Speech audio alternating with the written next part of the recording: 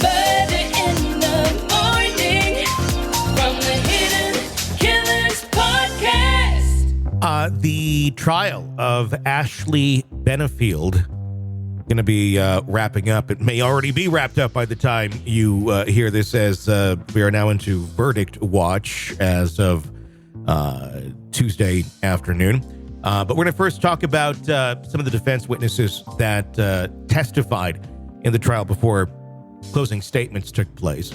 Defense witnesses took the stand at that trial of Benefield, 32-year-old former professional ballerina accused of murdering her husband, Doug, in 2020. Benefield's defense, led by Anthony Neal Taylor, it's really soon to portray her as a frightened wife who acted in self-defense against an abusive husband. Benefield herself testified last Friday, admitting to killing Doug, but claiming it was in self-defense after he allegedly became physically abusive. On Monday, Taylor called several witnesses to support this defense. The first to testify was Bruce Ferris, a mental health professional specializing in domestic and family issues. Taylor asked Ferris to determine whether Ashley's alleged behavior fit the definition of a domestic abuse victim. Ferris affirmed that they did, citing actions such as acting deferential and subservient during joint therapy sessions, but decisively different in individual sessions, being exposed to threats, intimidation, holding down, humiliating, cursing. They are, again, techniques of compliance, not wanting to poke the bear, Ferris explained. They don't want anyone to know, and they don't want their abuser to be angry by disclosing. Describe for us what the term coercive control means in a domestic violence relationship. So coercive control, acts of aggression, assault, threats and harm, punish, frighten the victims. And that fits in with creating fear, and it fits in with this whole continuum of power and control, a pattern that is developed to control the victim. Do offenders always behave violently, or does the abusive behavior happen in cycles? They don't always act violently in what common term of a battery or an assault. It can be accomplished just by threats and fear. And in terms of a cycle, there can be a violent or emotionally abusive state, and then a honeymoon side of state, and then it cycles back. In the field, we talk of a model of kind of like rain and sunshine. And, all right, and let me ask you, Mr. Ferris, does the victim always appear to be afraid or act like they are afraid of the offender? Definitely not. Oftentimes the motivation is to hide the abuse from friends, family, law. There's lots of repercussions if it's disclosed. One could be fear that the oppressor, the abuser, the husband, the boyfriend, the wife, whoever is the abuser, will harm them. So they're very scared. The other is they might not even understand that they're victims of domestic violence. Quite often when I get clients, people don't know those definitions. How common is it, Mr. Ferris, for a victim of domestic violence to smile and act happy in the company of the abuser? Very much so, and also in terms of even in public or with family. Why? Because they're afraid. They found this least resistance. They're trying to not poke the bear, as we'll say, or we've all heard the term walking on eggshells. They're trying to avoid aggression by their partner because they've grown to believe that there's a threat here. So could we characterize that as an appeasement? Totally appeasement. It's something I see quite often. Next on the stand was Vincent. Oh, this is a fun one.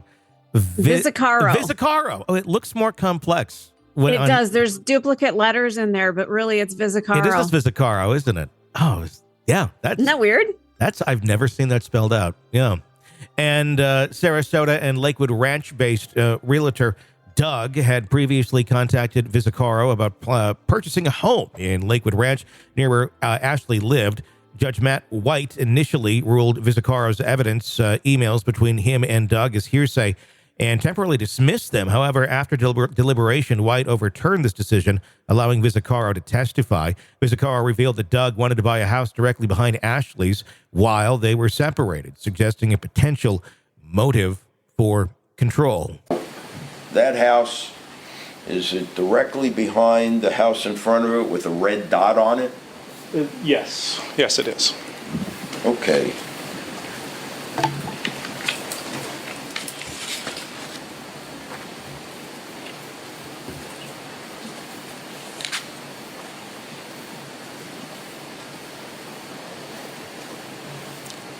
Do you know, Mr. Vizzacaro, who was living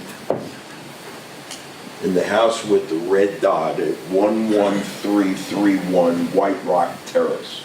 No, I don't. And do you know whether or not, if I may,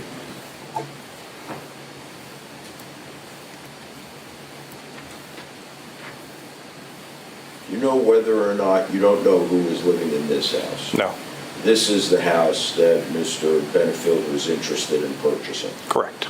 Do you know whether or not Mr. John Sant lived in that house? I don't know. Give me just a moment, Your Honor. I don't believe I have anything further. I'm trying to figure out where he was going with that. I think that what he was trying to do was show that apparently Benefield lived in one of these other houses that was nearby. I think that's what I was. She lived in the one with the red. I think it was the red dot, and then Doug was trying to buy the house behind her. Yeah, I think that's what the point was, but he didn't ever get the witness to say that. No, and I'm curious as to what difference it makes who lives next to those homes. Because I think that's what he was trying to point out. Like, do you know who lives at this other one? Well, maybe to kind of inch him closer to the answer. I don't know. That was just kind of bizarre. Wasn't it? Yeah. Like, no, I don't. I don't know who lives there. Like, you would think you're going to know. you need to have your witnesses ready if they're for you. You'd think. Yeah, you would think. That's because even like Benefield was looking confused there. I have to say, it's very interesting how she's gone from looking, very kind of, posh and vogue. What do you even say? I don't even like. She looked good, very well dressed, and now she looks like a Amish woman that might have done a barn raising just the other day. Well, it's an interesting contrast between her and Kieran Reed, who looked very polished every single day, very professional. They're obviously two different people. It's two different cases, two different lifestyles, but just a interesting contrast. Was there any coaching behind the scenes of how you should look, how you should dress? It's just interesting. Well, yeah, I mean, that is the thing. I mean, you always that's part of it. I just find the contrast like jarring. And I'm wondering, if anybody who has seen her previously, because it's not like you don't have to have any knowledge of a case to be on a jury. You just really can't, have much of an opinion, but you can know it existed. You can see a picture of of her and go, yeah, I know she's from that case. And if they saw the other pictures prior to this, I'd be kind of shocked when I walked into that room and saw that. That to me, honestly, would be kind of like, oh, it's an immediate manipulation move. And I'm not saying everybody doesn't do it. A lot of people do. There's nothing wrong with it if you're trying to prove your innocence to a jury. But it was jarring. Yeah, very much so. Yeah. Dr. Jason Quintal, a counselor who worked with both Doug and Ashley, followed Vizzacaro. Quinty shared his professional conclusions about Doug, stating that Ashley expressed fear towards him and that Doug maintained an alpha male persona. Doug occurred as somebody who was domineering, super confronting, Quintal testified. The testimony later shifted focus to the shooting itself. Michael Haig, a forensic shooting reconstructionist expert, discussed the bullet trajectories. According to Haig, 2 bullets struck Doug from a different angle and other objects in the room were also hit by bullets, indicating that Ashley moved during the shooting. There's not a physical possibility for the firearm to have been stationary between just those two shots, Hagg said. Closing arguments for both sides have taken place, and we will talk about those tomorrow, and when we maybe have a verdict if this all comes in. I'm just wavering still. It's such a weird thing. If she was abused, if he was a danger to her, I can see it. I feel it. Like the guy is trying to get a house right behind her. I mean, talk about control, but yet if they have a child together, maybe he was thinking, well, this would just be an easier way as the child gets older for the kid to not have to be shuttled to a different school district and all these things. So I don't know.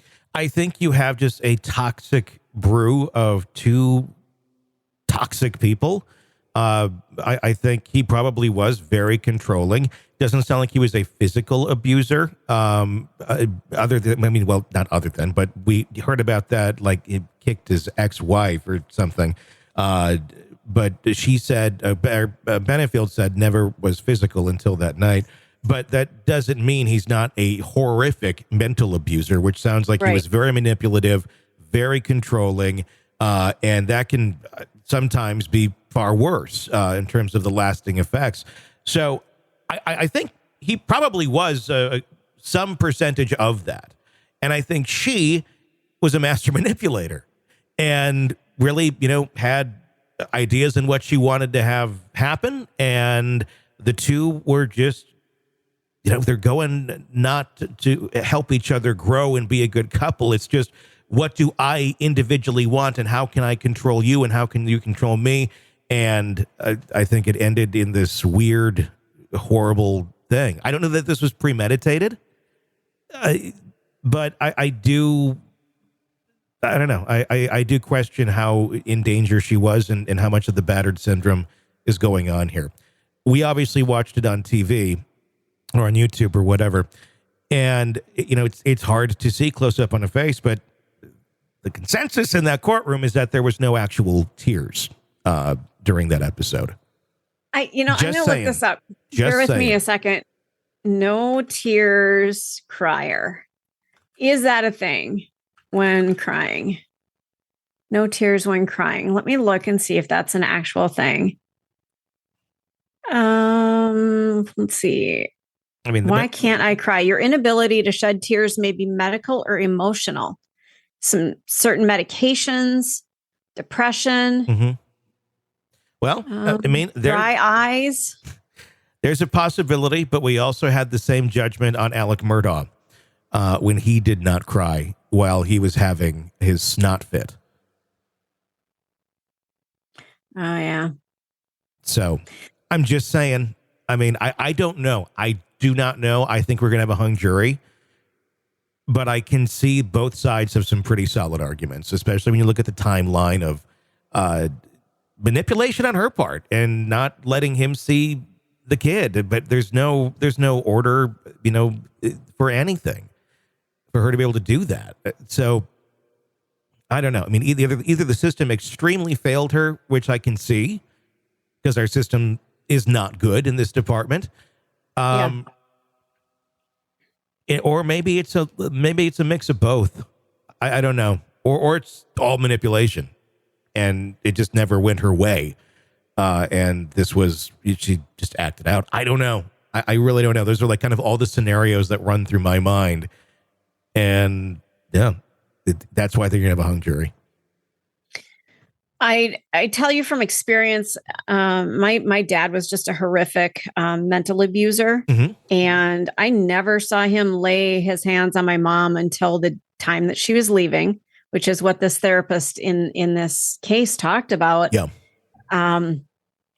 But he was a horrible creature, and I really, at some point, I could have seen my mom pull this on him. Yeah. She never did, but she could have.